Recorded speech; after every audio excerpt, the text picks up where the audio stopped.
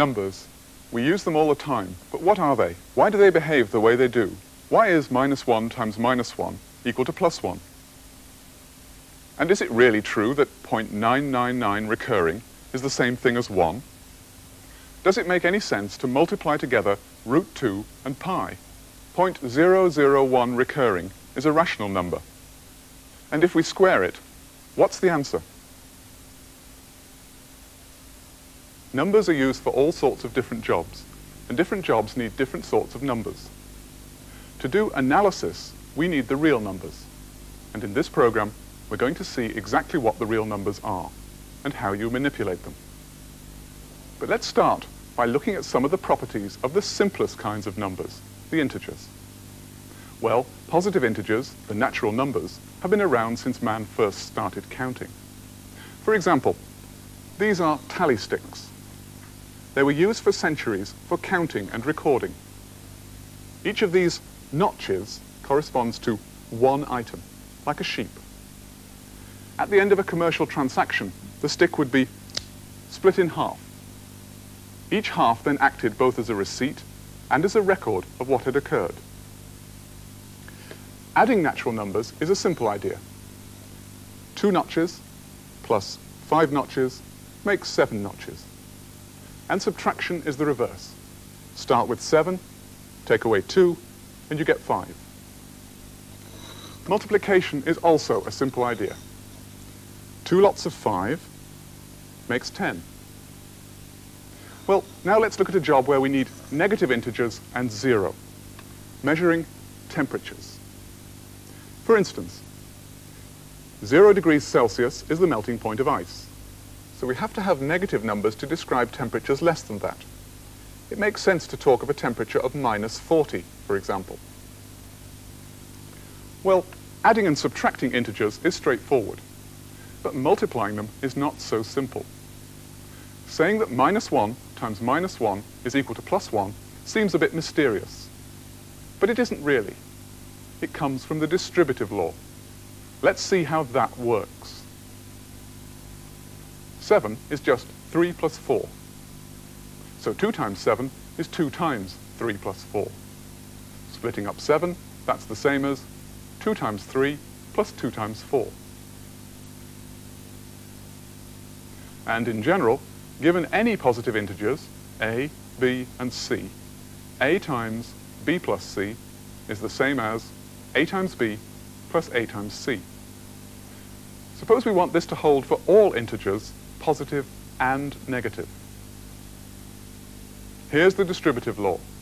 If we substitute -1 for a, 1 for b, and -1 for c, and then apply the law, we get this.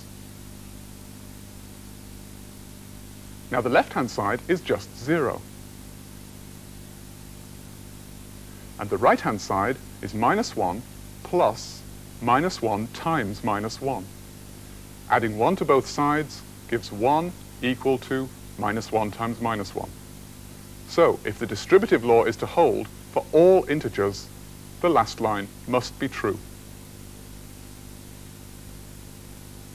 But in the real world, we wouldn't get far with just the integers. Suppose I cut this cake into equal pieces. If I want a number to describe this piece, then the number system has to be extended to include fractions. And like the integers, fractions can be combined in a natural way. If the cake is split into 3 equal parts, each one is a third. That is, 3 times a third equals 1. Combine 2 of these thirds, and we get 2/3. Adding together 1/3 of the cake and half the cake, we get 5/6. And half of a third is just a sixth. So, the rules of arithmetic for integers do still work for fractions. Dividing up this cake gave us an idea of fractions. That is, of rational numbers. But how can we picture all the rationals? Well, one way is to use a number line. This number line shows some of the integers. Here's -1, 0, 1, 2, and so on. Let's add some rationals. Here's 3/2 and 7/8. And here's some more. 1/2 and a third. Of course, we couldn't mark all the rationals because there are just too many of them. In fact, given any two rationals, we can always find another in between them. For example, the point midway between a half and 7/8 is also rational, and so is the point midway between that and 7/8. And although we can't mark all the rationals, it is possible to order them. That means that given any two rationals, we can always find which is the greater. For instance, 19/22 is about here, just to the left of 7/8. But why to the left? Well, we can easily decide the order using equivalent inequalities. Let's write 19/22 and 7/8 over the common denominator, 88. And now it's clear the inequality goes this way round, because 76 is less than 77. So 19/22 is less than 7/8. But there's another way of representing the rationals, as decimals. Here are some of the rationals we've discussed so far. Now, both a half and 7/8 can be represented by terminating decimals. You can get these decimals by long division. However, if you try long division with a third, or 19/22, you don't get decimals that terminate. Instead, you get decimals that are recurring. 1/3 gives 0.333 recurring, and for 19/22, it's this 6/3, which keeps repeating. And from their decimal expansion, you can see straight away which is the larger of two rationals. The 7 here is greater than the 6 here. And that means 7/8 is greater than 19/22. So we could use the decimal expansion of the rationals to order them. In fact, these two sorts of decimal are the only ones you can get for rationals. They're all either terminating or recurring. We could even think of these as recurring. It's just that the recurring digit is 0, and so we don't usually bother to write it. Now, each of these expansions corresponds to a unique rational. It's obvious what it is for these two, and given any recurring decimal like this, we can work out the corresponding rational by using a simple algorithm that you've met in the unit. But there's another way of thinking of recurring decimals. This is 3/10 plus 3/10 squared plus 3/10 cubed, and so on. In other words, as an infinite series. Well, you'll meet infinite series in a later unit. Now, all these decimals arose by long division. But there's one kind of recurring decimal which doesn't arise from any rational by long division. One like this, which ends in recurring 9s. Numbers like this do keep cropping up, so what do we do with them? Well, what we do is to define this as an alternative representation for 1. Intuitively, this may seem all wrong. It looks as if this has to be just a little less than 1. But as you'll see later in the program, if we stick with this definition, it is consistent with the rules of arithmetic. In fact, if we don't define it this way, arithmetic goes wrong. Before we do that, though, let's look again at a third. What does this decimal representation tell us about where a third is on the number line? Well, here's a third with its decimal expansion. Now, this is really a neat way of expressing a whole sequence of inequalities about a third. You can clearly see that a third lies between 0 and 1. That is, a third has decimal point something. And if you look more closely, you can see that a third lies between 0.3 and 0.4. Its decimal expansion begins 0.3. Now, to get more information about where a third lies, we use the next decimal place. That tells us that a third lies between 0.33 and 0.34.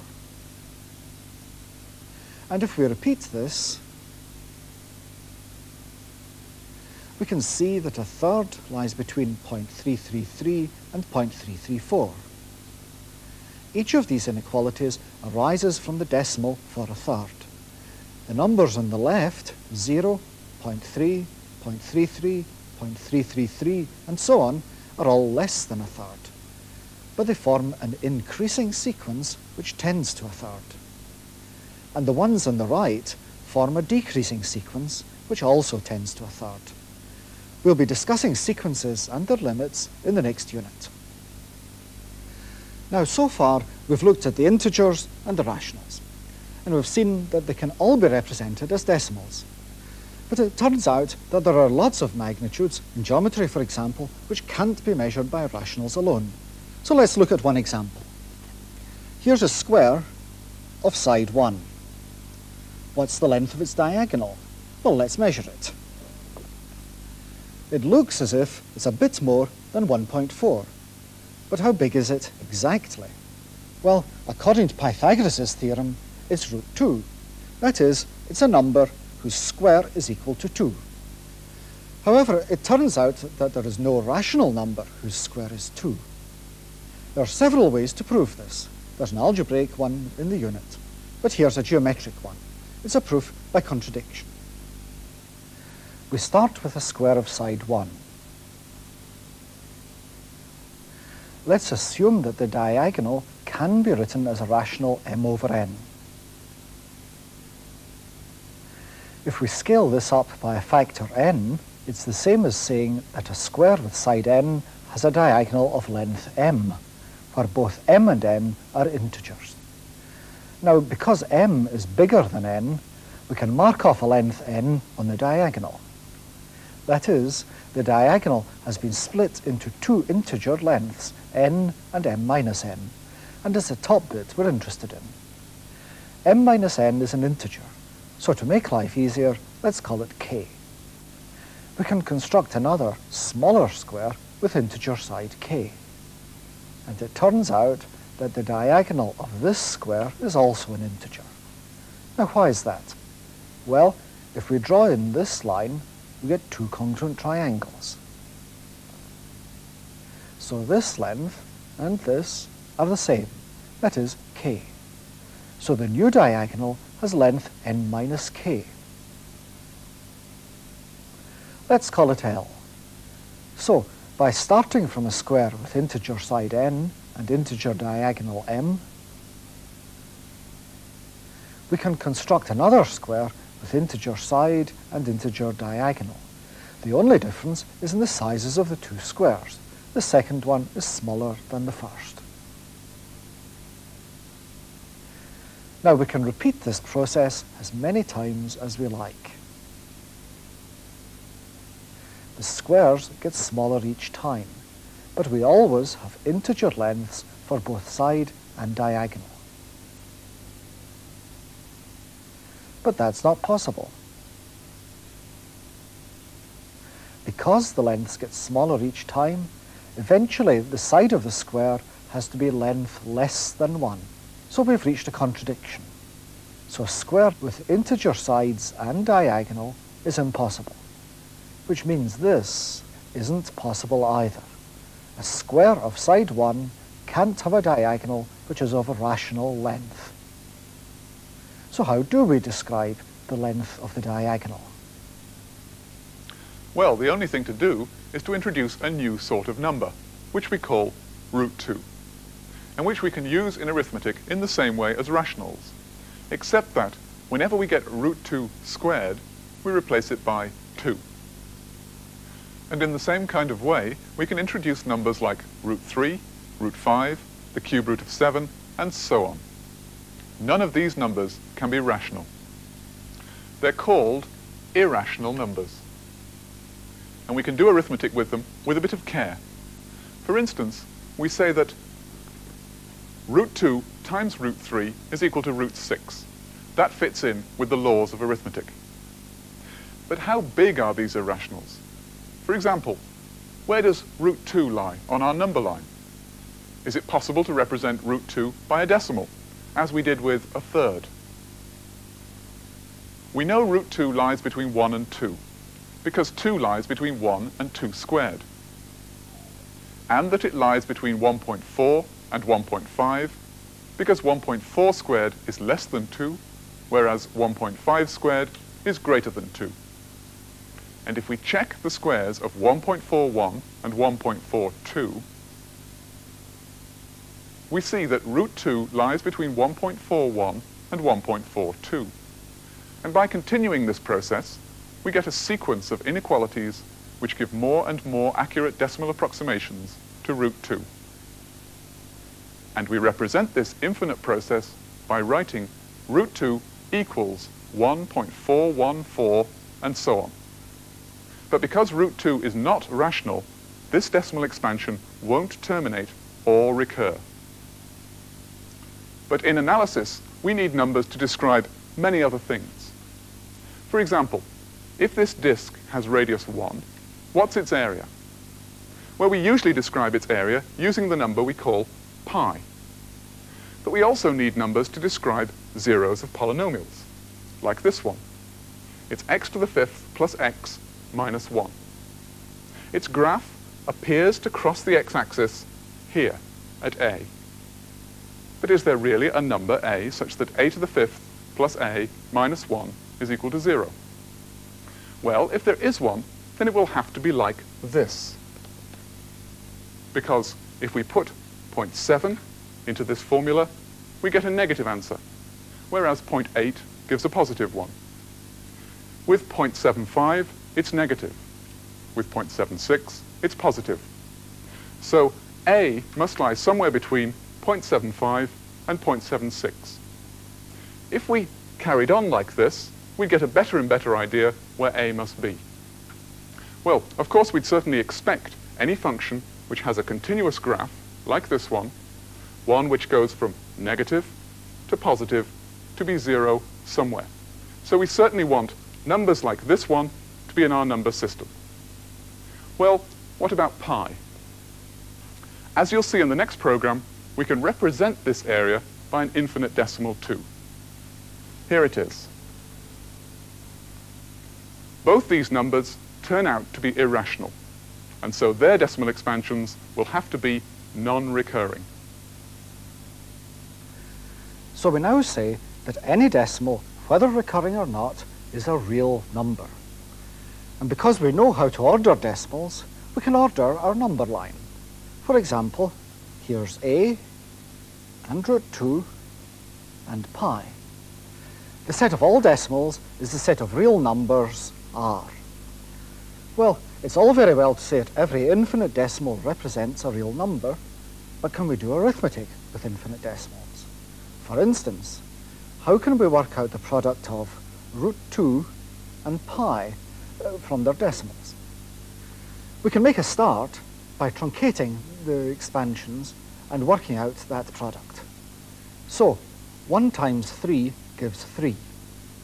The next product is 1.4 times 3.1, which is 4.34, and so on.